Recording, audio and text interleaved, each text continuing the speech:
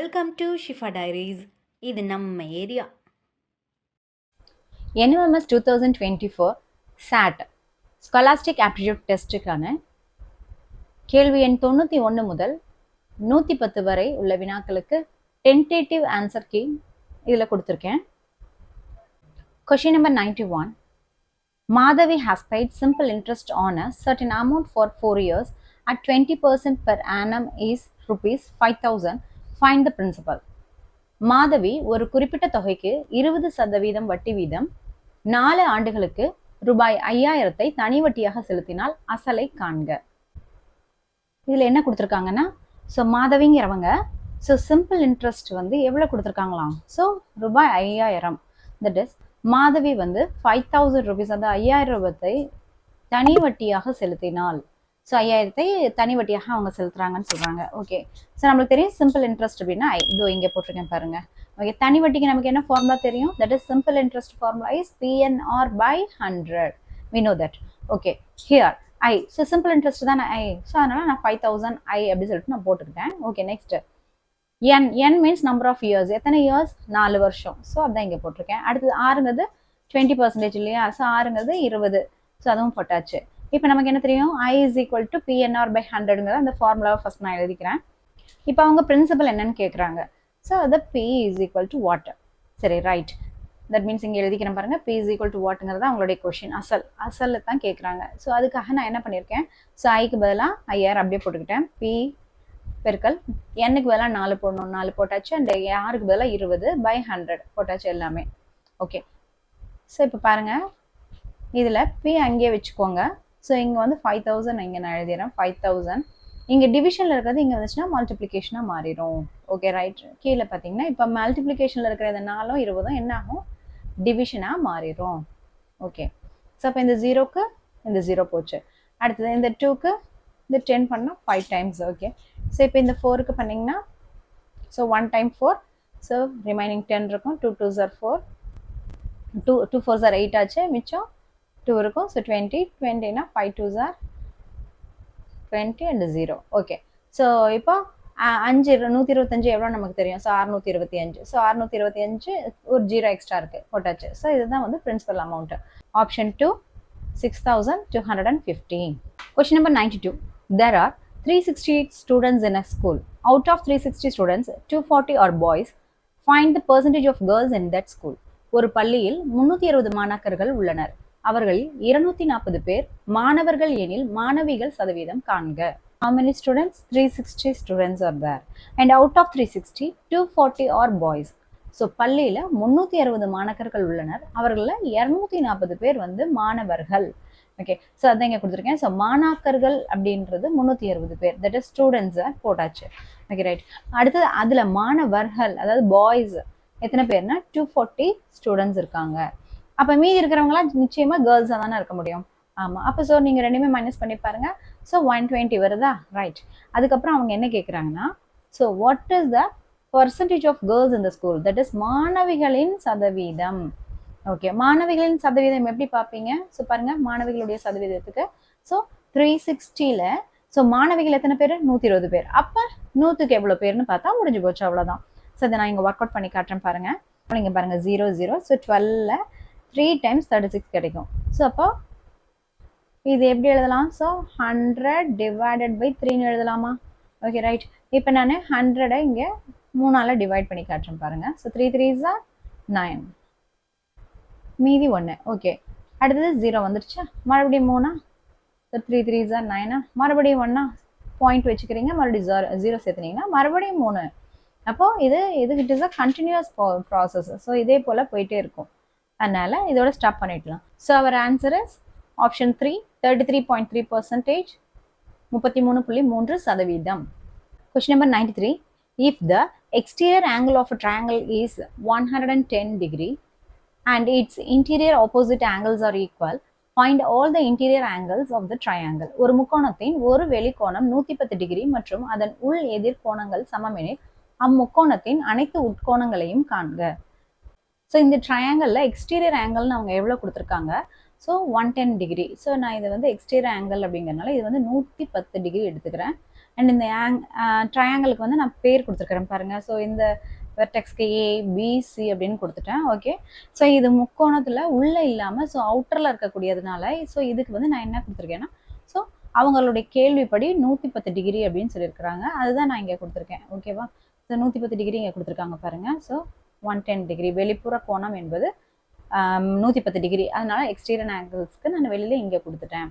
Okay right. அடுத்தது என்ன information அவங்க கேட்குறாங்க. So and it's interior opposite angles R equal அப்படிங்கிறாங்க.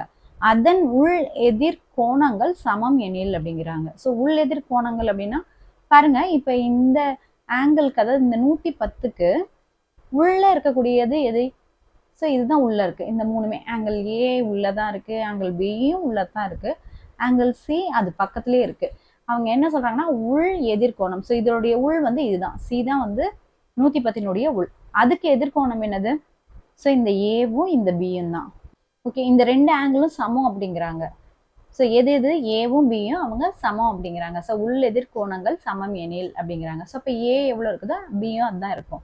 ஓகே, அம்முக்கோணத்தின் அனைத்து உட்கோணங்களையும் காண்க, இதுதான் நம்மளுடைய கொஷின். ஸோ எல்லா இன்டீரியர் ஆங்கிள்ஸ் தான் நம்ம வந்து பார்க்கணுமா? சரி, முக்கோணங்களையும் நம்ம பார்க்கணும். Okay right.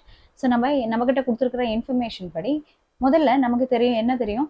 ஸோ ஒரு முக்கோணத்தினுடைய 3 கோணங்களின் கூடுதல் எவ்வளோ வரும்? So 180 degree. That is sum of 3 angles of triangle is 180 degree அப்படிங்கிறது it is we know, already we no.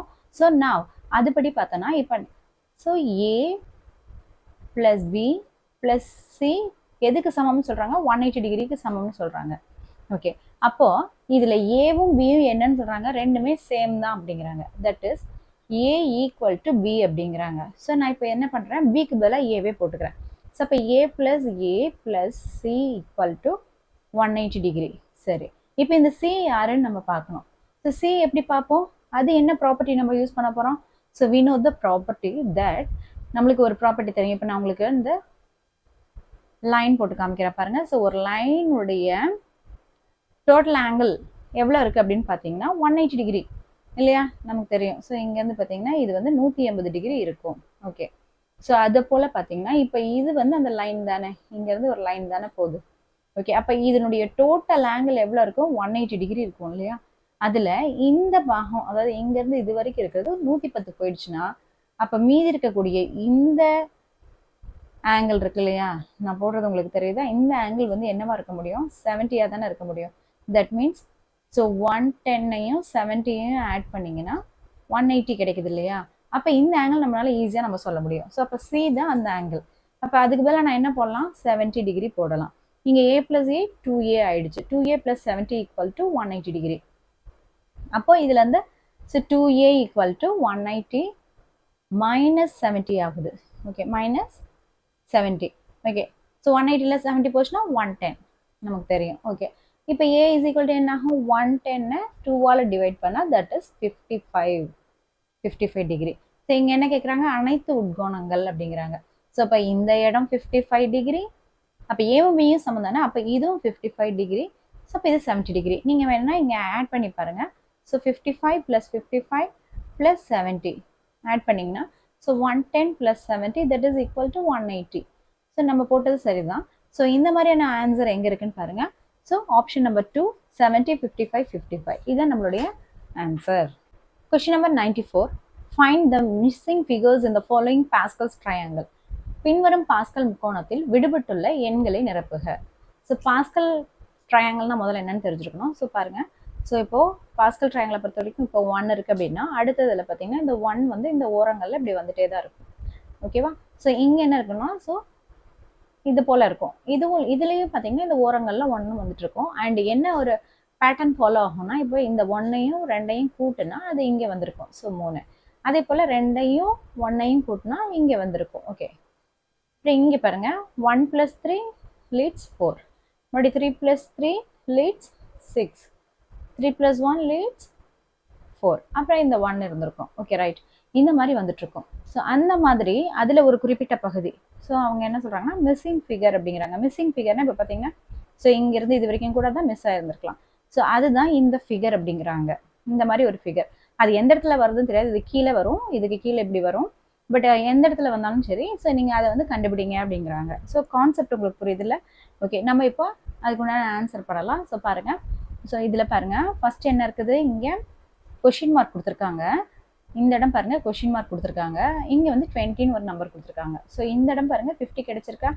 அப்போ இங்கே இருக்கிற நம்பரோட இந்த நம்பரை கூட்டுனா இந்த 50 கிடைக்கணும் தானே. அப்போ இங்கே என்ன இருந்திருக்கும், ஸோ 30 தான் இருந்திருக்கும். ஸோ இப்போ 30 + 20 தான் 50.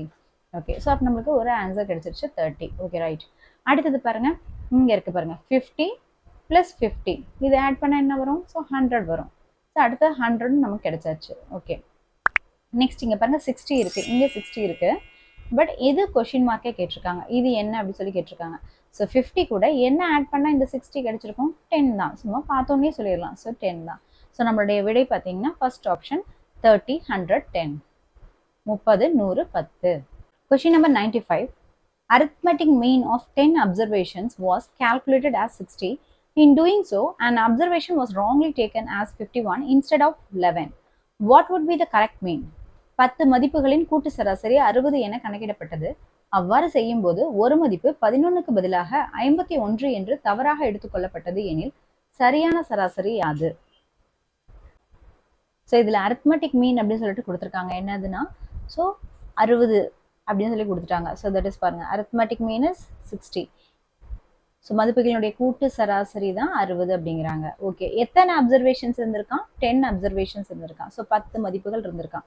ஸோ அதுக்கு முன்னாடி நான் உங்களுக்கு ஒரு சின்ன கேல்குலேஷன்ஸ் போட்டு பார்த்துறேன் பாருங்க. இப்போ நான் 1, 2, 3ன்னு ஒரு 3 என்ட்ரி மட்டும் எடுத்துட்டேன்னு வச்சுக்கோங்களேன். இப்போ இதனுடைய கூட்டு சராசரி என்ன அப்படின்னு பார்த்தீங்கன்னா, கூட்டு சராசரி அதாவது mean, arithmetic mean AM that is equal to எப்படி எழுதலாம் அப்படின்னா, ஸோ இப்போ இந்த x1 அப்படிங்கிறத நான் x1, x2, x3ன்னு எடுத்துக்கிறேன்னு வச்சுக்கோங்களேன். அதாவது 1வது எக்ஸ், இது 2வது எக்ஸ், இது 3வது எக்ஸ்.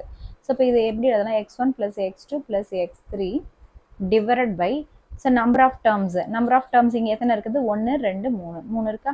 அப்போது இங்கே பாருங்கள் 1 + 2 + 3 டிவைடட் பை 3ன்னு எழுதலாம். That is equal to 6/3.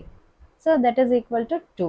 So இதுதான் நம்மளுடைய என்னது, அரித்மெட்டிக் மீன், அதாவது கூட்டு சராசரி அப்படிங்கும். ஸோ இந்த கால்குலேஷன் உங்களுக்கு புரியுதா அப்படின்னா இந்த கால்குலேஷன் ஈஸியாக பண்ணிடலாம். இப்போ இதில் பாருங்கள் அவங்க என்ன சொல்கிறாங்க, இந்த டோட்டலாக இப்படி நம்ம x1 இதில் எழுதியிருக்கேன் இல்லையா, இதுக்கு பதிலாக நம்ம என்ன எழுதலாம் அப்படின்னா summation of xn divided by n அப்படின்னு சொல்லிட்டு எழுதலாம். இதுதான் ஃபார்முலா. அதாவது ஒவ்வொரு நம்பர்ஸும் எடுத்து கூட்டியிருக்கோம் இல்லையா, அதுதான் சம். இந்த சிம்பிளுக்கு பேர் சம். தட் இஸ் இப்படி போட்டால் இது சம்மேஷன் அப்படின்னு சொல்கிறோம். ஓகே, இப்போ பாருங்கள், இப்போ summation of x n divided by n அப்படிங்கிறது என்னென்னா, இங்கே பாருங்கள் சம்மேஷன் ஆஃப் xn தான் என்னன்னு கொடுத்துருக்குறாங்க அவங்க. அப்படியே x1 + x2 + எக்ஸெட்ரா + xn வரைக்கும் பண்ணிட்டு அதை என்னால் வகுத்தா, n எத்தனை 10 நம்ம இப்போ சம் படிங்க பாருங்கள், அது 10 இருக்கா. ஸோ 10 அப்சர்வேஷன் தான் அவங்க சொல்லியிருக்காங்க. அப்போ இங்கே n = 10. ஸோ இப்போ 10 போட்டாச்சு. ஸோ இது எதுக்கு சமமாக இருக்குது அப்படின்னு சொல்லி பார்த்தீங்கன்னா, இதுதான் நம்ம என்ன சொல்கிறோம்னா அரித்மெட்டிக் மீன் இல்லையா, அரித்மெட்டிக் மீன்னு சொல்லுவோம். அப்போ இது கூட்டு சராசரி தானே. அப்போ இதுக்கு பதிலாக நான் 60 போடலாம் தானே.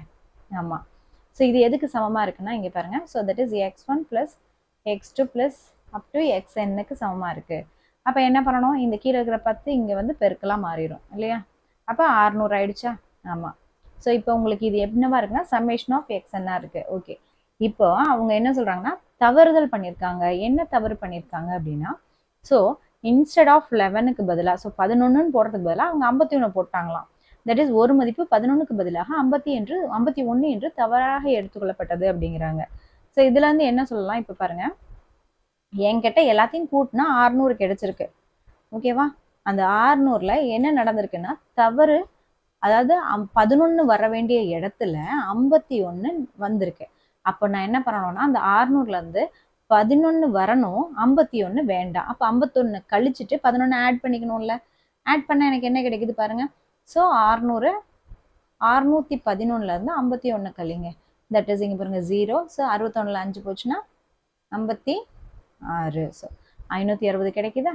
ஸோ 560. ஓகே, இப்போ இவ்வளோ தான் கூட்டுத்தொகை நமக்கு கிடைச்சிருக்கணும். அதாவது சம்மேஷன் ஆஃப் xn வந்து இவ்வளோ கிடைச்சிருக்கணும்.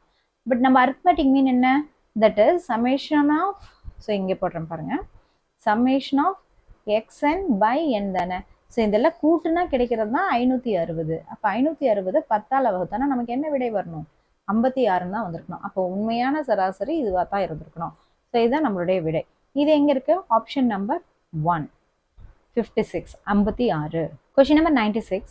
If 60 workers can do a project work in 12 days, the number of workers required to do it in 5 days are 60 வேலையாட்கள் ஒரு செயல்திட்ட வேலையை 12 நாட்களில் முடிப்பார்கள் எனில் அதே வேலையை 5 நாட்களில் முடிக்க தேவையான வேலையாட்களின் எண்ணிக்கை.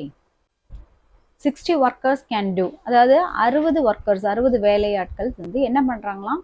12 நாள்ல ஒரு வேலை, அதே வேலை தான். ஸோ அப்போ மொத்தத்தில் ஒரு வேலை தான். அந்த வேலையை 5 நாளில் முடிக்கணும்னா எத்தனை பேர் வேணும் அப்படிங்கிறத கொஷின். ரொம்ப சிம்பிள் திங் தான்.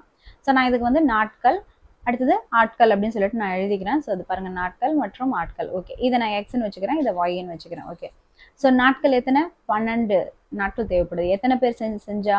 60 பேர் செஞ்சா. ஓகே, இப்போ பாருங்கள், 60 பேர் வேலை செய்கிறாங்க, 12 நாள் தேவைப்படுது. இப்போ இந்த நாள் வந்து என்ன ஆகணும்னா குறையணும். தட் இஸ் இங்கே ஆரோ மார்க் போட்டு காமிக்கிறேன் பாருங்கள். ஸோ இது குறையுது. அதாவது 12 நாளில் முடிக்க வேண்டிய வேலை 5 நாளில் முடிக்கணும்னா நிச்சயமாக நம்மளுக்கு ஆட்கள் அதிகமாக தான் தேவைப்படும். ஸோ இதை வச்சு நம்ம சொல்லிடலாம், it is a indirect variation. அதாவது indirect, okay, indirect variation. Indirect வேரியேஷன்னா என்ன சொல்லுவாங்க தமிழில்? எதிர்மாறல் அப்படின்னு சொல்லுவோம். ஸோ எதிர்மாறலுக்கு என்ன ஃபார்முலா நமக்கு தெரியும்? That is x1 y1 is equal to x2 y2. Okay, அதானே x1 y1. இங்கே பாருங்கள், இது x தானே, அப்போ இதை x1ன்னு எழுதிக்கலாம், அண்ட் இது வந்து x2ன்னு எழுதிக்கலாம். இது என்னது? இது y1, இது y2. இப்போ கொஷின் மார்க்கு பதிலாக y2 அப்படின்னு நான் வச்சுக்கிறேன். இப்போ இங்கே x1க்கு பதிலாக போடுங்க பார்க்கலாம், என்ன இருக்குது? 12. ஓகே, பெருக்கல் y1க்கு பதிலாக என்ன இருக்குது? 60. Okay, that is equal to x2க்கு பதிலாக என்ன இருக்குது? 5 பெருக்கல் y2க்கு பதிலாக என்ன இருக்குது? y2 தான். அந்த கொஷின் மார்க் எடுத்துகிட்டு அந்த இடத்துல y2 போட்டுக்கோங்க. ஓகே, இப்போ இதில் y2 வந்து தெரியாது, அது அங்கேயே வச்சுக்கோங்க. ஸோ அப்போ 12 பெருக்கல் 60 கீழே 5 வந்துடுது. ஓகே, எத்தனை 5? 60. ஸோ 12 5 60. ஸோ அப்போ மொத்தமாக நமக்கு எத்தனை நாள் வருது? ஸோ 144 வந்து வருது. தட் இஸ் y2 தானே ஆட்கள். ஸோ 144 ஆட்கள் வந்து நமக்கு தேவைப்படுது இந்த வேலையை முடிக்கிறதுக்கு. ஸோ நம்மளுடைய விடை option number 1, 144. Question number 97. An angle whose measure is greater than 180 degree and less than 360 degree is called. கோண அளவு 180 டிகிரிக்கு மேல் 360 டிகிரிக்குள் இருந்தால் அது கோணம். ரொம்ப ரொம்ப எளிமையான கொஷின். ஸோ கேட்டிருக்கிற கொஷின் என்ன? 180க்கு மேலே இருக்கணுமா? So that is greater than, and 360க்கு உள்ளே இருக்கணுமா? ஓகே, ஸோ எப்போவுமே மேத்தமெட்டிக்ஸில் ஸோ இது நம்ம வந்து இந்த மாதிரியான ஒரு கார்ட்டீசியன் கோஆர்டினேட்ஸ் போட்டு மெஷர் பண்ணுவோம். ஸோ இங்கே பாருங்கள், ஸோ இந்த அளவு நம்ம எப்போவுமே பாருங்கள் 90 டிகிரின்னு சொல்லுவோம் இல்லைங்களா? ஸோ 90 டிகிரி அண்ட் இதுவும் 90 டிகிரி. ஸோ இது எல்லாமே 9வது வாய்ப்பாடு ஞாபகம் வச்சுக்கோங்க. ஓகே ஓகே, பாருங்கள், இப்போ இதில் கிரேட்டர் தென் 180 டிகிரி. ஸோ இங்கேருந்து இது வரைக்கும் நான் இப்போ மெஷர்மெண்ட் போடுறேன் பாருங்கள். ஸோ இங்கேருந்து இது வரைக்கும் இருக்கக்கூடிய ஆங்கிள் என்னவாக இருக்க முடியும்? 90 + 90 180 டிகிரி தானே. அப்போ அவங்க கேட்கக்கூடிய கொஷின் என்னன்னா, இங்கேருந்து 180க்கு மேலே இங்கேருந்து ஆன்டி கிளாக் வைஸ் தான் மேக்ஸ் எப்போவுமே மெஷர் பண்ணோம். ஸோ இது வரைக்கும், ஸோ ஒரு ஃபுல் ரொட்டேஷனில் நான் எந்த இடம் சொல்கிறேன் அப்படின்னா பாருங்கள், ஸோ இந்த இடத்துக்கு மேலே, இந்த இடத்துக்கு மேலே அண்டு இந்த இடத்துக்கு உள்ளே. ஸோ இந்த இந்த இந்த அளவு இருக்கு இல்லையா, இதை நம்ம என்னன்னு சொல்லுவோம்? தட் இஸ் பின்வலை கோணம். That is reflex angle. Reflex angle, பின்வலை கோணம், பின்வலை கோணம். So our answer is 4th option, reflex angle, பின்வலை கோணம். Question number 98. The factors of 64x squared, 144xy plus 81y squared are 64x அடுக்கு 2 plus 144xy plus 81y squared என்பதன் காரணி. So இங்கே கொடுத்துருக்கக்கூடிய அந்த 64x squared, இப்போ அதை நான் அப்படியே எழுதிக்கிறேன் பாருங்கள். 64x squared plus 144xy plus 81y squared. Okay, so இதில் இப்போ இந்த 64x squared இருக்கு இல்லையா, இப்போ நான் இந்த 64 அப்படியே நான் வந்து ஸ்கொயரிங் நம்பர்ஸாக, அதாவது பவரில் ஸ்கொயர் வர மாதிரி என்னால் மாற்ற முடியுமானா எஸ் மாற்றலாம். எப்படி? 8 ஸ்கொயர் எக்ஸ் ஸ்கொயர்ட் ப்ளஸ் இந்த பக்கம் இருக்கக்கூடிய இந்த 81 எப்படி எழுதலாம்? 9 ஸ்கொயர்ட் ஒய் ஸ்கொயர்ட்னு எழுதலாம். ஓகே, ஸோ அப்போ இங்கே பாருங்கள், ஸோ இதை 8 × 9 அப்படின்னு எழுதலாம். இது எப்படி? 144 மாற்ற போகிறேன். எப்படி மாற்ற முடியும்? 8 9s 72 தெரியும். 72 எதால பெருக்கணும்? ஸோ 2ஆல் பெருக்கணும். ஸோ இப்போ இங்கே அதுக்கு முன்னாடி 2 எழுதலாம் இல்லையா?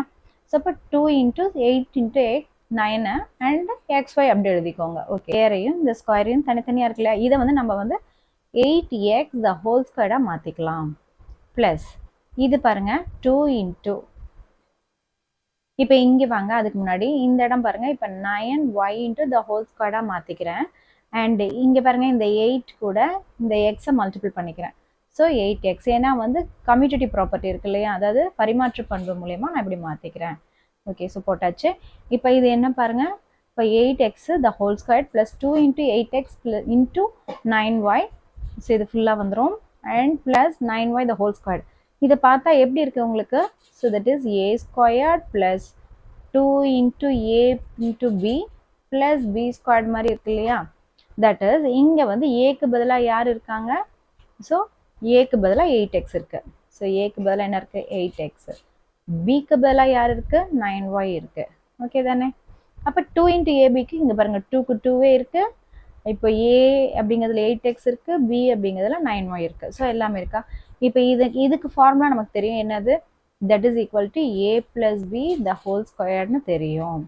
இப்போ இங்கே a யார் இருக்கா? 8x + 9y the whole squared போடலாமா? ஸோ இந்த மாதிரி அமைப்பு இங்கே இருக்கா பாருங்க, இங்கே இல்லை. ஸோ நம்ம இல்லை அப்படின்னு நினச்சிக்க கூடாது. ஸோ இந்த ஃபர்ஸ்ட் ஆப்ஷன் பாருங்க, 8x + 9y the whole squared அப்படியே அவங்க பிரிச்சு. Question number 99. Circumference of a circle is always.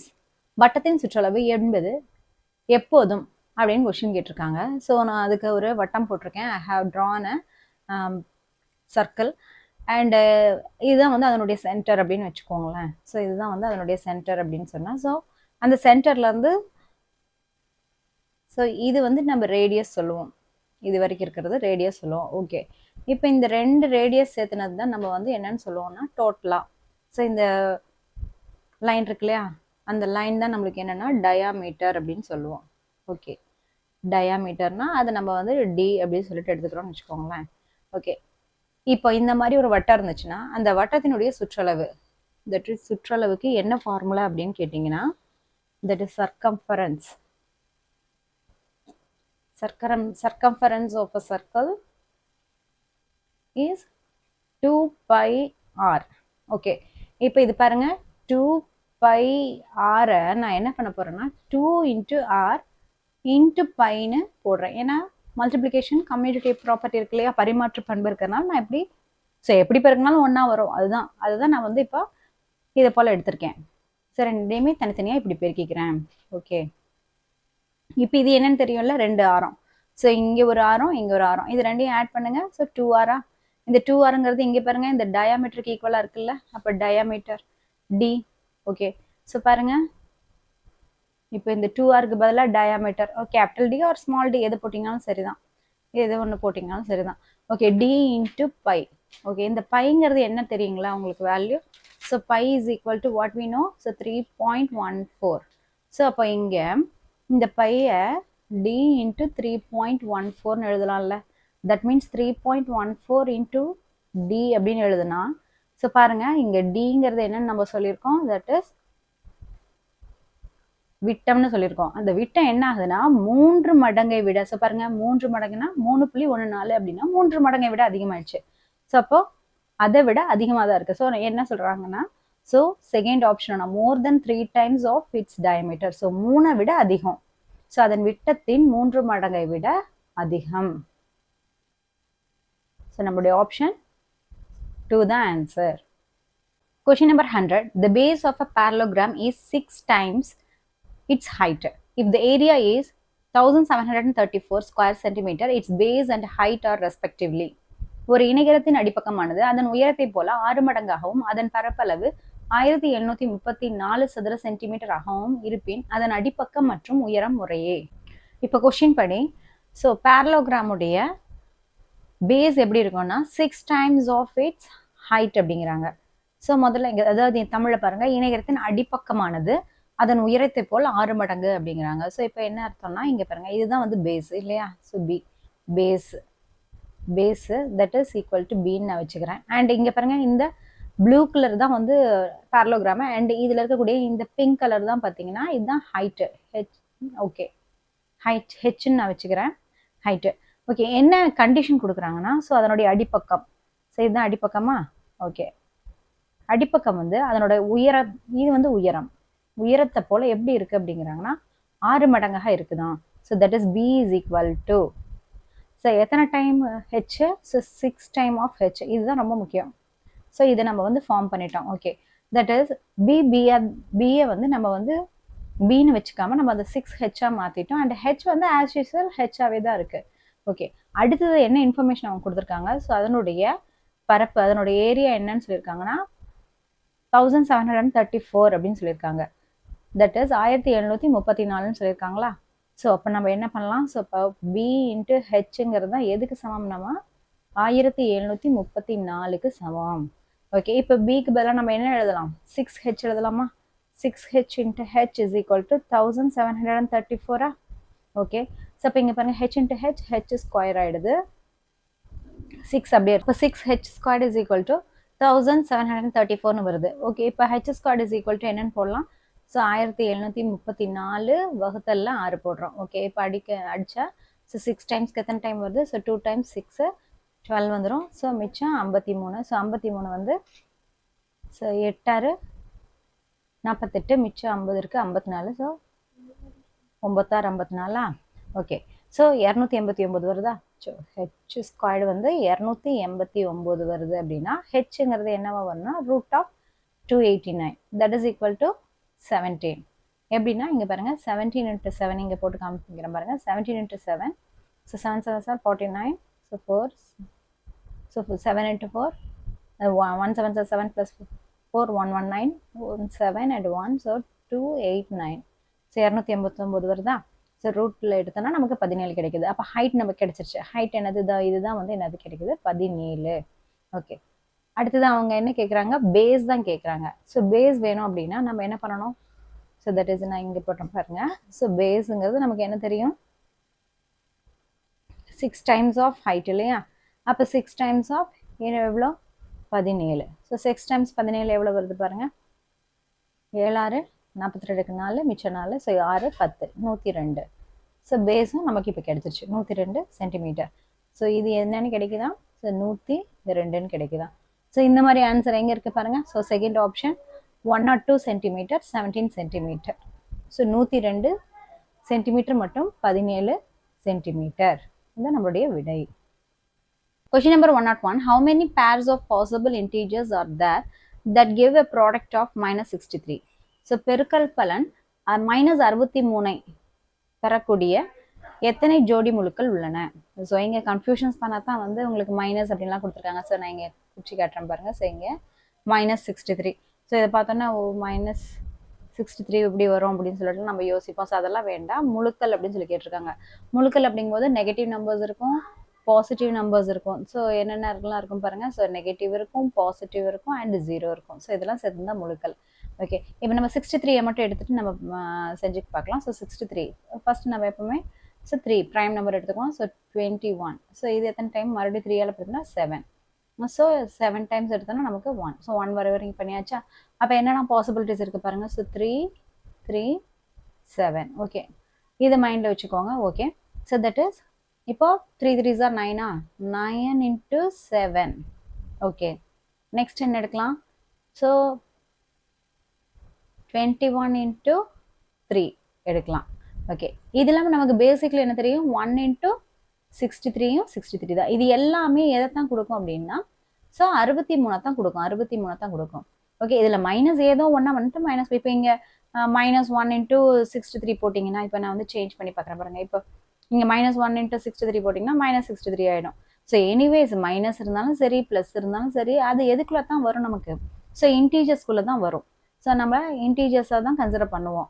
அதனால் நம்ம இதில் வந்து நெகட்டிவ் பாசிட்டிவ்னெல்லாம் நம்ம இப்போ ரெண்டுமே நீங்கள் நெகட்டிவ் எடுத்திங்கன்னா தான் ராங் ஆகும். இப்போ -9 into -7 எடுத்திங்கன்னா ராங் ஆகிடும். ஏன்னா அது என்னென்னா +63 தந்துடும். ஸோ நமக்கு வேணுங்கிறது ஏதோ ஒன்று மட்டும் மைனஸ் ஆகணுங்கிறதுனால ஸோ இதில் இருக்கக்கூடிய ஏதோ ஒன்று வந்து ஒரு சைனை வந்து நம்ம அழிச்சிட்டோம், நமக்கு வந்து ஆன்சர் கிடைச்சிடும். ஸோ என்ன மாதிரியான பாசிபிலிட்டிஸ் எல்லாம் நம்மக்கிட்ட இருக்குது பாருங்கள். ஸோ தட் இஸ் நான் இங்கே எழுதுகிறேன் பாருங்கள், என்னென்ன நம்பர்ஸ் எல்லாம் எழுதலாம். ஸோ தட் இஸ் இதான் இந்த இடத்துல எழுதுனா. ஸோ பாருங்கள் 1 1 எழுதுனா அடுத்தது ஆட்டோமேட்டிக்காக நம்ம என்ன பண்ணலாம், -63 எழுதிக்கலாம். ஓகே, அடுத்தது இப்போ 3 எடுத்தீங்கன்னா அடுத்தது என்னது -21 எழுதிக்கலாம். ஓகே, அல்லது இப்போ 9 எடுத்தீங்கன்னா ஸோ -7 எடுத்துக்கலாம். ஓகே, இது ஒரு பாசிபிலிட்டிஸ் இருக்கு இல்லையா? இல்லைன்னா நீங்கள் இந்த நம்பர்ஸை அப்படி சேஞ்ச் பண்ணிங்கன்னா முடிஞ்சு போச்சு, அவ்வளோதான். ஸோ இது ஒரு ஆன்சர் வரும். ஓகே, அப்படி இல்லைனா இப்படி பாருங்கள், -3 போட்டோம்னா அடுத்தது 21 எழுதலாம், அல்லது -9 போட்டால் +7 எழுதலாம். ஸோ எப்படி பார்த்தாலும் பார்த்தீங்கன்னா மொத்தமாக டோட்டலாக எத்தனை நம்பர்ஸ் வருது பாருங்கள்.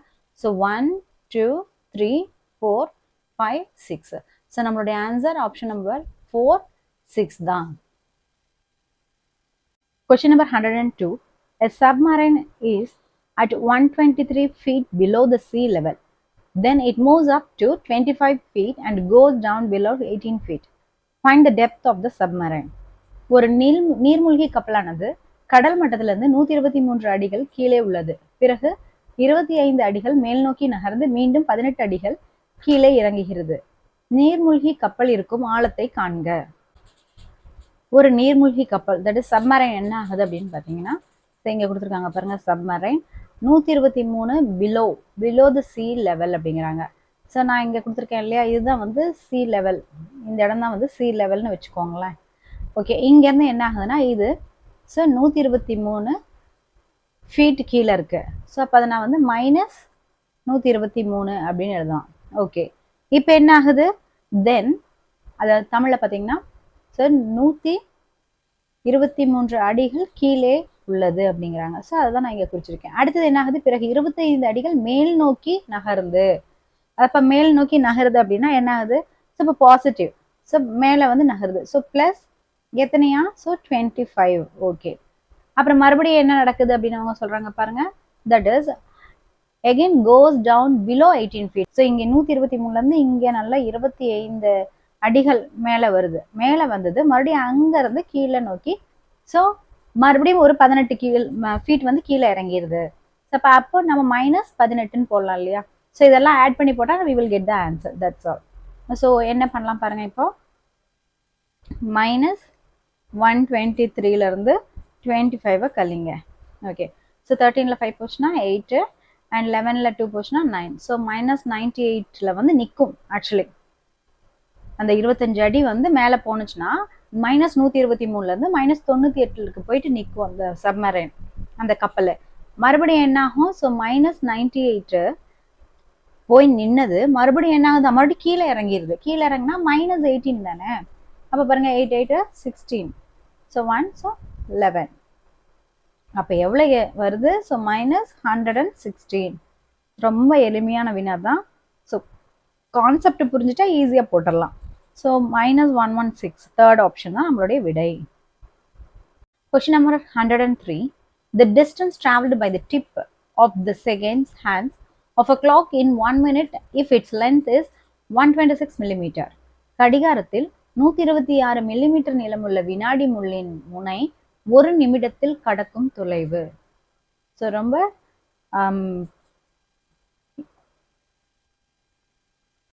ஸோ கிளாக்ல ஸோ இப்போ 3 அப்படிங்கிற இடத்துல அந்த செகண்ட்ஸ் ஹேண்ட் நிற்குதுன்னு வச்சுக்கோங்களேன். ஓகே, அந்த வினாடி முள். ஸோ அங்கேருந்து என்ன ஆகுதுன்னா இதனுடைய லென்த்தை கொடுத்துட்றாங்க எவ்வளோ அப்படின்னு சொன்னீங்கன்னா ஸோ 126 மில்லிமீட்டர்னு கொடுத்துட்றாங்க.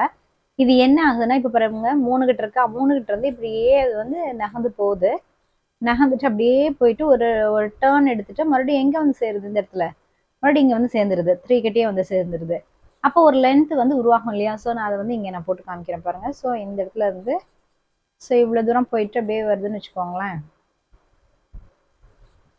இவ்வளோ தூரம் வந்து அந்த போயிருக்கு அப்படின்னா அது எதை குறிக்குது? ஸோ டெஃபினட்டாக அது அதனுடைய பெரிமீட்டர் தான் குறிக்குது. தட் இஸ் பெரிமீட்டர் அல்லது சுற்றளவுன்னு சொல்லுவாங்க. தமிழில் சுற்றளவுன்னு சொல்லுவாங்க. ஓகே, நமக்கு தெரியும் வட்டத்தினுடைய சுற்றளவு. வட்டத்தினுடைய சுற்றளவுக்கு என்ன ஃபார்முலா? அதாவது perimeter of a circle. Perimeter of சர்க்கிளுக்கு என்ன ஃபார்முலான்னு தெரியும் நமக்கு. That is equal to 2πr. Okay, இங்கே r அப்படிங்கிறது என்னன்னு கொடுத்துருக்காங்க, ஸோ இந்த முள்ளு தான் 6 இல்லையா? ஏன்னா அதை வச்சு தான் அது ஒரு நிலையான புள்ளியிலிருந்து ஒரு நியம பாதை வழியா தான் ஒரு சர்க்கிளை வந்து அது ஏற்படுத்தும். அப்போ அதனுடைய நிலத்தை தான் அவங்க கேட்குறாங்க. அதாவது இந்த சுத்தி வர அளவை தான் அவங்க கேட்குறாங்க. சுத்தி வர அளவை தான் நான் இப்போ இங்க இருந்து இங்க நேர்கோடா போட்டிருக்கேன். ஓகே. ஸோ இப்போ இங்க ஆறுங்கிறது என்னது 126 மில்லிமீட்டர். ஓகே. இது நம்ம வந்து அப்படியே வச்சுக்கிறோம் பாருங்க. ஸோ ஏன்னா ஆன்சருமே மில்லிமீட்டர்ல தான் வந்திருக்கு, அதனால அதை அப்படியே வச்சுக்கலாம். இப்போ ஃபார் எக்ஸாம்பிள் இதுக்கு வந்து இப்போ 2πr இருக்கா, 2πr. ஓகே. 2 அப்படியே வந்துடும், அது கான்ஸ்டன்ட் நம்பர் அப்படியே வந்துடும். 5க்கு பதிலாக 22/7 போட்டுக்கலாம். அண்ட் ஆருக்கு பதிலாக 126 போட்டுக்கலாம். ஓகே. இப்போ இந்த 7ஆல இந்த 126 அடிக்க முடியுமான்னு பாருங்க. ஸோ 1 7, ஸோ மிச்சம் 56. ஸோ 8 56. ஓகே. பாருங்க 2 × 22 × 18.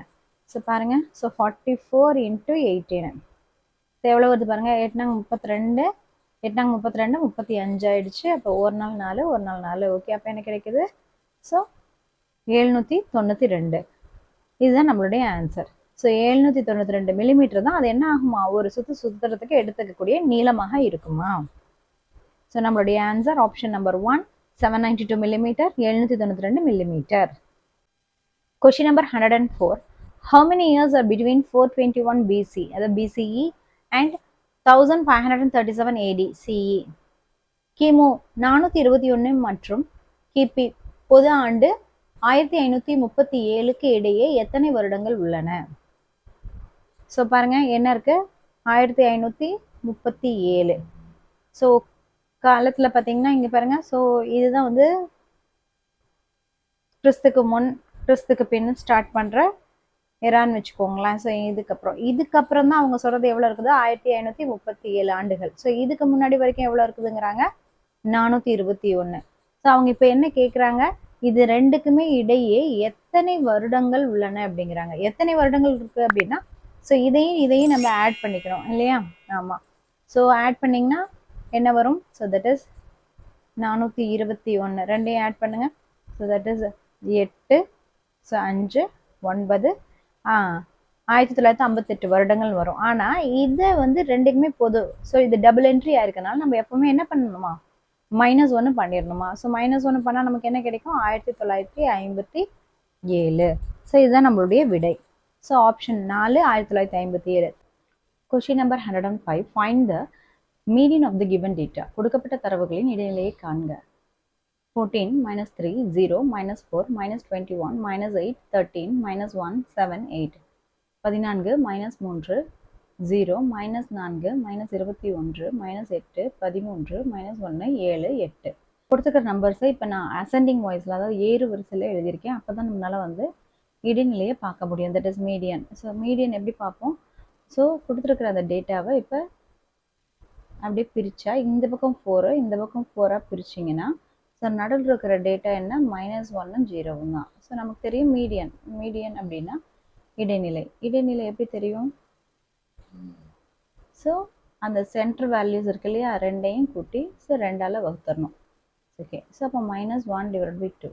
ஸோ 1 2ஆல் டிவைட் பண்ணால், ஸோ பாயிண்ட் வச்சிங்கன்னா 0. So 5 2s are 10. So our answer is -0.5. So the option number 2, -0.5. Our answer is option number 2, -0.5. Question number 106. A threefold invitation card is given with measures. Find its area.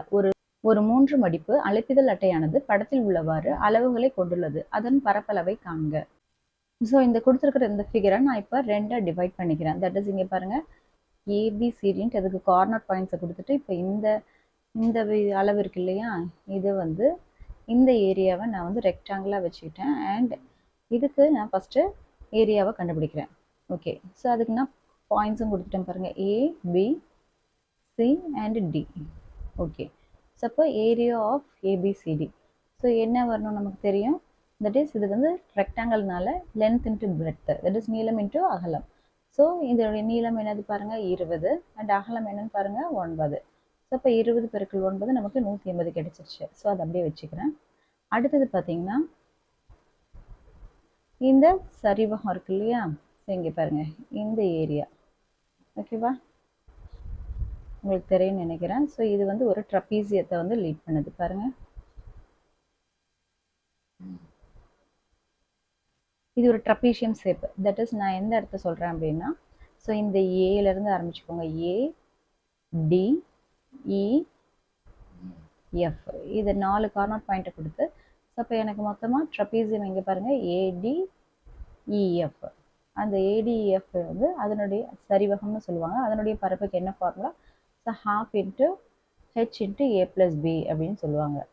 So நான் நல்லா எழுதி காமிக்கிறேன் பாருங்கள். That is half into h into a plus b.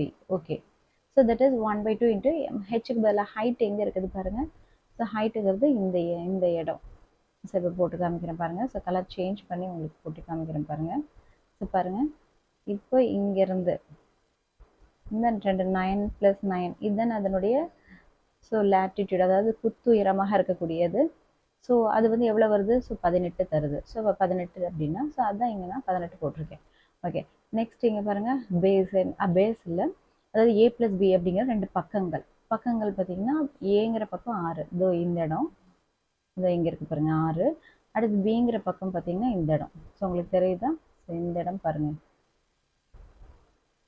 இந்த இடம் என்னது? So இதோட length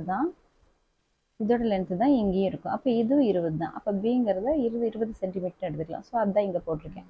so அப்போ 6 + 20 26 ஆச்சு. ஸோ அப்போ 26 கேன்சல் பண்ணால் 13 வருதா? அப்போ 18 × 13 என்ன வருது? 234. ஸோ அதான் நான் இங்கே பெருக்கி இங்கே போட்டிருக்கேன். ஸோ டோட்டலாக 234 வருது. ஓகே, இப்போ இந்த 2 ஏரியாவும் சேர்த்துனது தான் நம்ம கேட்கணும். ஸோ இந்த ட்ரப்பீசியமும் இந்த ரெக்டாங்கிளையும் சேர்த்துனது தான். ஸோ அதுதான் வந்து நம்மளுடைய டோட்டல் ஏரியா. ஸோ அந்த டோட்டல் ஏரியாவுக்கு எப்படி நம்ம போடலாம்? தட் இஸ் அங்கே கிடைச்ச இந்த 180ஐயும் ஸோ அதுக்கப்புறம் கிடைச்ச 234ஐயும் ஆட் பண்ணால் நமக்கு ஸோ 414 கிடைச்சிருக்கு. ஸோ நம்மளுடைய விடை option number 2, 414 centimetre square, 414 centimetre square. Question number 107. A 10 feet ladder leans against a wall at a height of 6 feet from the ground. How far is the base of the ladder from the wall? 10 அடி நீளமுள்ள ஏணி தரையிலிருந்து 6 அடி உயரத்தில் சுவரினை தொடுமாறு சாய்த்து வைக்கப்பட்டுள்ளது எனில் சுவரிலிருந்து ஏணியின் அடிப்பகுதியானது எவ்வளவு தூரத்தில் உள்ளது? ஸோ அதான் நான் இங்கே ஒரு ஃபிகராக போட்டிருக்கேன் பாருங்கள். ஸோ இந்த ப்ளூ கலர் தான் பார்த்தீங்கன்னா சுவர் ஏபிங்கிறது. அடுத்தது இங்கே கீழே தரை பிசிங்கிறது தரை. அண்ட் இந்த ஏணியை வந்து நான் பிங்க் கலரில் போட்டு காமிச்சிருக்கேன். ஓகே, அதனுடைய நீளத்தை தான் அவங்க என்ன சொல்லியிருக்காங்க? ஸோ 10 feet லேடர் அப்படிங்கிறாங்க. ஸோ 10 மீட்டர் கொண்ட ஏணி அப்படின்ட்டு. ஓகே, அடுத்தது 6 அடி உயரத்தில் வந்து சுவரினை தொடுமாறு. ஸோ சுவர் அப்படிங்கிறது ஸோ இதுதான் வால், சுவர்னு போட்டிருக்கேன். ஸோ அது எவ்வளோ இருக்குதுன்னா 6 அடி அப்படின்னு போட்டிருக்காங்க. அவங்க கேட்குற கொஷின் இந்த பிசியோடைய லென்த்து. ஸோ இங்கேருந்து இதோடைய லென்த் என்ன அப்படிங்கிறது அவங்களுடைய கொஷின். ஓகே, ஸோ இது வேணும் அப்படின்னா நமக்கு என்ன தெரியும்னா by Pythagoras theorem. So Pythagoras தியரப்படி என்ன சொல்லலாம்? பிதாகரஸ் தியரம் என்ன சொல்லுது நம்மக்கிட்ட? ஸோ தமிழில் பிதாகரஸ் தியரம் பற்றி என்ன சொல்லுவோம்னா, ஸோ வர்க்கம். எது வர்க்கம்? அதாவது இந்த 90 டிகிரிக்கு ஆப்போசிட்டில் இருக்கக்கூடிய இது ஹைப்போட்டினியஸ். ஹைப்போட்டினியஸ்னால் என்னது? கர்ணம்னு சொல்லுவோம். ஸோ கர்ணம்னா ஸோ இப்போ கர்ணத்தின் வர்க்கமானது that is AC² = AB² + BC² சொல்லுவோம். ஓகே, ஸோ அதுபடி பார்த்தோன்னா தட் இஸ் AC²ங்கிறது என்னது? கீழே எழுதுகிறேன். ஸோ 10² = AB² 6² + BC² தெரியாது, அது அப்படியே வச்சுக்கோங்க. ஸோ இப்போ இது என்ன ஆகுது? இதை இங்கே எழுதுகிறேன் பாருங்கள். That is 100 = 36 + BC². That is இப்போ 100 இங்கே இருக்கட்டும், 36 இந்த பக்கம் கொண்டாந்தீங்கன்னா -36 = BC². ஸோ அப்போ என்ன நடக்குதுங்க? ஸோ BC² = ஸோ 100ல் 36 போச்சுன்னா 64. தட் இஸ் அப்போ BC = √64. That is = 8. ஸோ அப்போ 8 சென்டிமீட்டர் 8 ஃபீட்டு தான் இருக்கும். 8 ஃபீட்டில் தான் இது இருக்கும். ஸோ நம்மளுடைய ஆன்சர் ஆப்ஷன் 1 8 feet, 8 அடி.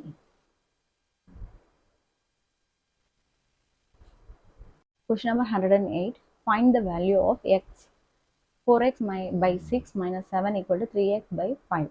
x இன் மதிப்பை காண்க. 4x by 6 minus 7 = 3x by 5 அப்படின்னு கொடுத்துட்டாங்க. ஸோ நான் இதை அப்படியே எழுதிக்கிறேன். So 4x by 6 minus 7 equal to 3x by 5. Okay, so நான் என்ன பண்ணுறேன், எக்ஸ் எல்லாம் இருக்க பக்கம் ஒரே பக்கமாக கொண்டு வரேன் பாருங்கள். ஸோ 3x by 5 இந்த பக்கம் வந்துடுது. அண்டு 7 வந்து நான் அந்த பக்கம் கொண்டு போய்க்கிறேன். ஓகே, ஸோ இது பாருங்கள், ஸோ ரெண்டுலேயுமே வெவ்வேறு இருக்குது. ஸோ இதுக்கு எல்சிஎம் எடுத்தாலும் அதே தான் வரும். So 6 டைம்ஸ்க்கு 1, 5 and 5 டைம்ஸ்க்கு 1, 1. ஸோ நம்மளுக்கு எல்சிஎம் என்ன கிடைக்குது, ஸோ 30 கிடைக்குது. ஓகே, ஸோ 30 வந்து கீழே எழுதணும். அப்போ இங்கே பாருங்கள், இதை 30யாக மாற்றணும்னா எதால் பெருக்கணும், தட் இஸ் 5ஆல் பெருக்கணும். ஓகே, அப்போ இங்கேயே நம்ம 5ஆல் பெருக்கணும். இப்போ இதை 30யாக மாற்றணும்னா 6ஆல் பெருக்கணும். அப்போ இந்த இடத்துல இந்த 3ஐயும் 6ஆல் பெருக்கணும். ஓகே, அப்போ என்ன ஆகும், 4 5 20x by 30 minus 3 18x by 30 சமம் 7. ஓகே, அப்போ இதை எப்படி எழுதலாம், ஸோ தட் இஸ் 30 ரெண்டுலேயுமே ஜென்ரலாக இருக்கிறதுனால காமனாக எடுத்துக்கிறேன். அண்ட் 20x மைனஸ் 18x சமம் 7. ஓகே, இப்போ 20ல் 18 போச்சுன்னா ஸோ 2x by 30 சமம் 7. இப்போ x ஈக்குவல் டு 7. ஸோ வகுத்தில் இருக்கிறது பெருக்கலாக போயிடும் அண்ட் by 2 ஆகிடும். ஓகே, ஸோ அப்போ இதுக்கும் கேன்சல் பண்ணிங்கன்னா 15. ஸோ 105 தான் நம்மளுடைய விடை. So answer option number 2 105. Question number 109. Find the unknowns in the following figure. பின்வரும் படத்தில் தெரியாத மதிப்புகளை காண்க. ஸோ ஒரு ஃபிகர் கொடுத்துட்டாங்க. ஸோ அதில் வந்து தெரியாத மதிப்பெல்லாம் என்னவா இருக்கு பாருங்க. ஸோ இங்கே எக்ஸ் தெரியல, ஒய் தெரியல, இசட் தெரியல, அப்புறம் டி, அது டிங்கிறது முனைப்புள்ளி. ஸோ இது இந்த இடம் அதாவது okay vertices, they are called vertices. Okay, so இப்போ பாருங்க, இதில் என்ன நம்ம க்ளூ பாயிண்ட் எடுக்கணும். ஃபர்ஸ்ட் ஆஃப் ஆல் இங்கே பாருங்க, இந்த இடத்துல இருக்கு இல்லையா, that is 160 degree plus Z. So நமக்கு என்ன தெரியும், எப்பவுமே ஒரு நேர்கோட்டினுடைய ஸ்ட்ரைட் லைனோட ஃபுல் ஆங்கிள் என்ன தெரியும், 180 டிகிரின்னு தெரியும்.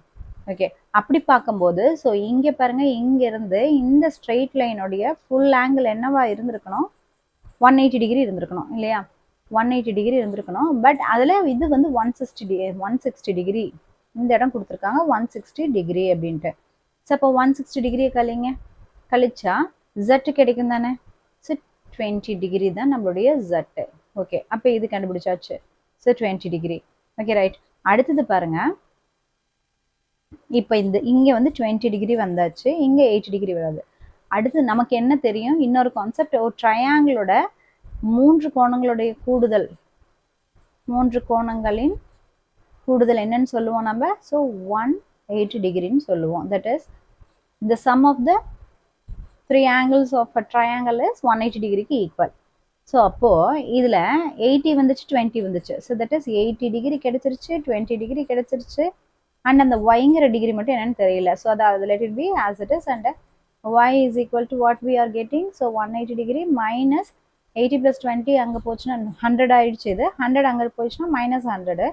So that is equal to 80 degree. So we got y also. So இங்கே ஒய்ங்கிற இடத்துல என்ன இருந்திருக்கணுமா, 80 தான் இருந்திருக்கணுமா. சரி, இப்போ வாங்க, இப்போ தெரியாத ஆங்கிள் பார்த்தீங்கன்னா இப்போ ஜெட் தான். ஏன்னா இங்கே ஆல்ரெடி நம்மக்கிட்ட 20 இருக்கு. ஓகே ஓகே, எகெயின் இந்த கான்செப்டுக்கு வாங்க. இங்கே இருக்கு பாருங்க 180 டிகிரி. ஸோ டோட்டலாக இந்த ஆங்கிள் நான் எந்த இடம் சொல்கிறேன் உங்களுக்கு தெரியுதா. ஸோ இந்த ஃபுல் ஆங்கிளுமே பார்த்தீங்கன்னா என்ன கிடைச்சிருக்கணும், 180 டிகிரி கிடைச்சிருக்கணும். அதில் 80 டிகிரி இங்கே வந்துருச்சு, 20 டிகிரி இங்கே வந்துருச்சு. தட் இஸ் ஸோ மொத்தமாக 80 + 20 என்னாச்சு, 100 டிகிரி வந்துருச்சு. அப்போ மீதி இருக்கக்கூடிய எக்ஸ் என்னவா இருந்திருக்கணும், 180லேருந்து அந்த 100 நீங்கள் கழிச்சிங்கன்னா ஸோ 80 டிகிரியாக இருக்கும்.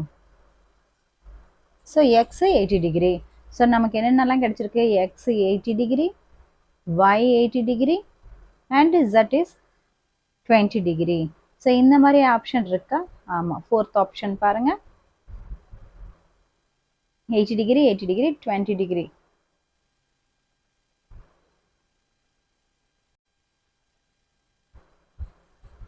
So answer 4th option 80 degree, 80 degree, 20 degree, 80 degree, 80 degree, 20 degree. Question number 110. Find the correct ascending order of the following rational numbers. பின்வரும் விகிதமுறு எண்களின் சரியான ஏறுவரிசையை தேர்ந்தெடுக்கவும். ஸோ என்ன கேட்டிருக்காங்கன்னா ascending order, that is so சின்ன நம்பர்லேருந்து பெரிய நம்பர் போகணும் அப்படிங்கிறாங்க. விகிதமுறு எண்களை ஏறு வரிசையில் அடுக்கணும் அப்படிங்கிறாங்க. ஓகே, ஸோ இந்த 4யுமே பாருங்கள், இந்த 4ல் இது ஒன்று தான் வந்து பாசிட்டிவ் நம்பர். கட்டாயமாக இந்த பாசிட்டிவ் நம்பர் எல்லாத்த விட பெரிய நம்பராக தான் இருக்கும். ஸோ பாருங்கள், இது லாஸ்ட்டில் இங்கே வந்திருக்க இந்த ஆப்ஷனில் அண்ட் இதுலேயும் அப்படி வந்திருக்கா. மீதி ரெண்டை நீங்கள் பார்க்கவே தேவையில்லை, ஏன்னா மீதி எல்லாம் நெகட்டிவ் வந்துடுச்சு. அதனால் இது ரெண்டுமே வந்ததுக்கு சான்சஸே இல்லை. ஸோ இந்த ஆப்ஷனும் வராது, இந்த ஆப்ஷனும் வராது. ஸோ இது ரெண்டுக்குள்ளே தான் நம்ம செக் பண்ணணும். ஓகே, ஸோ முதல்ல வந்து இந்த மீதி 3 இருக்கு இல்லையா, இதை வந்து நான் இப்போ டிவைட் பண்ணி போட்டு காமிச்சிக்கிறேன். ஸோ ஃபஸ்ட்டு இங்கே பாருங்கள், ஸோ -4/3 இதை பார்க்கலாம். ஸோ 4-ஐ இப்போ நம்ம 3ஆல் டிவைட் பண்ணுறோம். So 1 time 3, remaining 1. So point வைக்கிறீங்க, 0 போடுறீங்க, 3 3s 9, எகெயின் 1, மறுபடியும் 10 வரும். ஸோ மறுபடியும் 3 3s. ஸோ இப்போ இதுக்கு பதிலாக நமக்கு என்ன ஆன்சர் கிடைக்குது? -1.33. ஓகே, அப்புறம் இங்கே பார்க்கலாம், -7/12 இருக்கு இல்லையா. ஓகே, இப்போ 7 இப்போ 12ஆல் டிவைட் பண்ணலாம். ஸோ பாயிண்ட் வச்சு தான் ஆகணும். ஸோ 70 வரும். ஸோ 5 டைம்ஸ் எத்தனை வருது? ஸோ 60. So remaining 10. ஸோ மறுபடியும் 8 டைம்ஸ் எடுத்திங்கன்னா ஸோ 96 வரும். ஸோ 4. ஸோ இப்படி போயிட்டே இருக்கும். போதும், நம்மளுக்கு 2 டிஜிட் பார்த்தாலே போதும். ஸோ இதுக்கான ஆன்சர் பார்த்தீங்கன்னா -0.58 வருது. Okay, right. நெக்ஸ்ட்டு இப்போ 8/6 நீங்கள் பாசிட்டிவாக தனியாக வச்சுக்கோங்க. இப்போ இதுக்கு வந்து என்ன வருதுன்னு பாருங்கள். ஸோ 13. ஸோ இதை இப்போ கலர் சேஞ்ச் பண்ணிக்கிறேன். ஸோ 13 எதால் டிவைட் பண்ணுமா? 15ஆல். ஸோ பாயிண்ட் தான் வச்சாகணும். ஸோ பாயிண்ட் வச்சிங்கன்னா 0. ஸோ 8 டைம்ஸ் எத்தனை டைம் வருது? ஸோ 120 வருது. ஸோ 10 வருதா?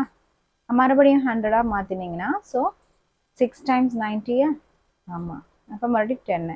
ஸோ இது அப்படியே 100ன்னு மாற்றினா மறுபடியும் 6 இப்படி போயிட்டே இருக்கும். போதும், நமக்கு 2 நம்பர்ஸ் பார்த்தாலே போகும். ஓகே, 0.86 பட் நெகட்டிவில் இருக்குது, அது பார்த்துக்கோங்க. இப்போ நமக்கு தெரியும் நெகட்டிவ் பொறுத்த வரைக்கும் பார்த்திங்கன்னா நம்முடைய நம்பர் லைன் எப்படி இருக்குது அப்படின்னா, ஸோ இங்கே 0 இருக்குது, இங்கே பாசிட்டிவ் நம்பர்ஸ் இருக்குதுன்னு வச்சுக்கோங்க. இங்கெல்லாம் பாசிட்டிவ் நம்பர்ஸு.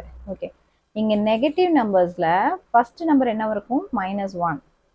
ஸோ ரெண்டாவது நம்பர் என்ன இருக்கும்? -2. ஸோ இதில் வந்து என்னென்னா, ஸோ பாருங்கள், பெரிய நம்பராக இருக்கிறது இங்கே சின்ன நம்பர் ஆகிடுச்சு. சின்ன நம்பராக இருக்கக்கூடிய -1 அதாவது 1 வந்து -1ஆக மாறி பெரிய நம்பராக மாறிடுச்சு இல்லையா. அதாவது நெகட்டிவ் பொறுத்த வரைக்கும் நீங்கள் சின்ன நம்பர் பெரிய நம்பர் ஆயிரும் அப்படிங்கிறத மட்டும் ஞாபகம் வச்சுக்கோங்க. ஓகே, இங்கே நம்ம கொடுத்துருக்கிற நம்பர்ஸ் அப்படியே எழுதலாம். ஸோ -1.33, ஸோ -0.58, ஸோ 8/6 அப்படியே எழுதிக்கோங்க. அது உங்களுக்கு பிரச்சனை இல்லை, லாஸ்ட்லேயே கூட எழுதிக்கலாம். அடுத்தது -0.86. ஓகே, எல்லாமே எழுதியாச்சு. இப்போ பாருங்கள், ஸோ இதில் யார் ரொம்ப பெரிய நம்பரு? இவன் தான். ஸோ அப்போ 1.33 தான் ஃபஸ்ட் எழுதணும். இல்லை, இந்த 2 நம்பரில் யார் பெருசு? ஸோ 0.86 தான் பெருசு. ஓகே, அடுத்த இதில் யார் பெருசு? 0.58 தான் பெருசு. அதுக்கப்புறம் தான் பார்த்தீங்கன்னா 8/6 வரும். ஸோ இங்கே நான் நெகட்டிவ் போட்டுக்கிறேன். ஸோ இந்த இது படி பார்த்தோன்னா இது யாரை குறிக்குது? தட் இஸ் நாம் -4/3 குறிக்குது.